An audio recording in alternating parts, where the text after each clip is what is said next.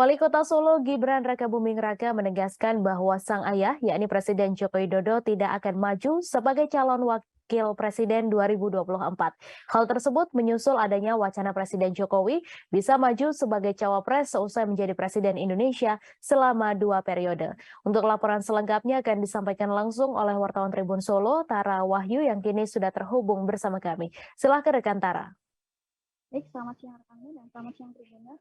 Wali Kota Solo, Gibran Rakabuming Raka yang juga putra bungsu dari Presiden Joko Widodo menegaskan bahwa sang ayah tidak akan maju dalam pemilihan calon wakil presiden 2024. Seperti kita ketahui nih bahwa akhir-akhir ini nama Presiden Jokowi selain digaungkan menjadi 3 periode juga digaungkan menjadi calon wakil presiden 2024. Namun sang putra membantah bahwa sang ayah akan maju ke cawapres 2024.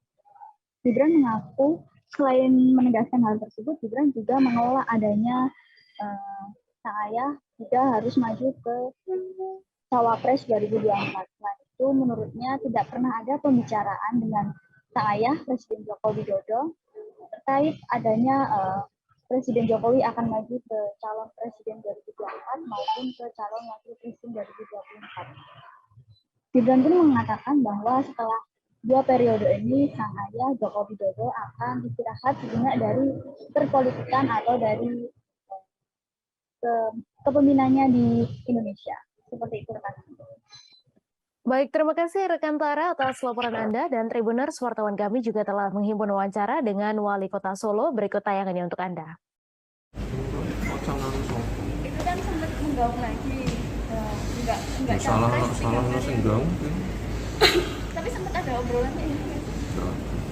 Maksudnya keinginan dari Pak Jokowi sendiri melihat itu. Ya. Memang Podo karo 3 periode. memang ingin istirahat. Iya. Bapak juga dukung juga ya juga Bapak Presiden.